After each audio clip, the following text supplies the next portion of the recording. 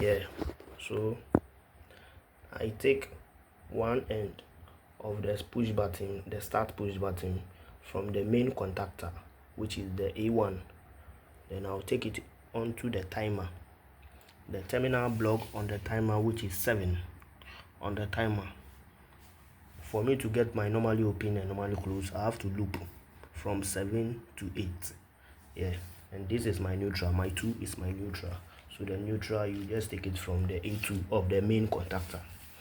And then after getting my timer ready, I'll then move on to the star contactor, which is, it should be on for a while, then it will turn to delta.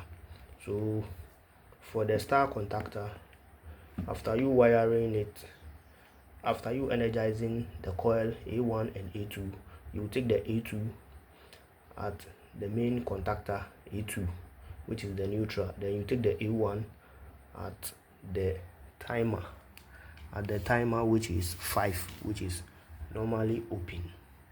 No, which is 5, which is normally closed. You take it because timer is for start. Star, it should be at normally closed, which is 5 on my contactor. Then the delta, which is normally open, which is number 6 on my timer.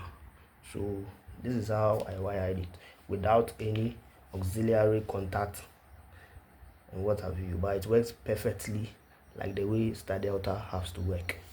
And my timer, I've set the time range to 5 seconds. So let's do a test on it. Okay, so we are about to test our star delta with the timer with a time of 5 seconds, as you can see. So I'll turn on my push button.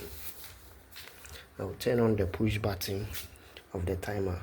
Let's go through again. This is the main contactor, this is the star, and this is the delta, and this is my timer. So if I turn on the push button, the star has to work for 5 seconds, then it will change into delta, then delta continues. Okay, so let's see what will happen.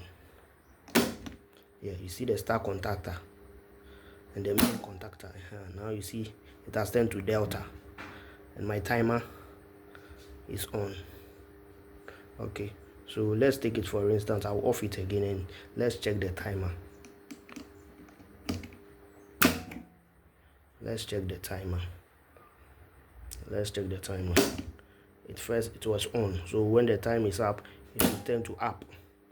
Yeah, so now you see the delta is on and the star is off.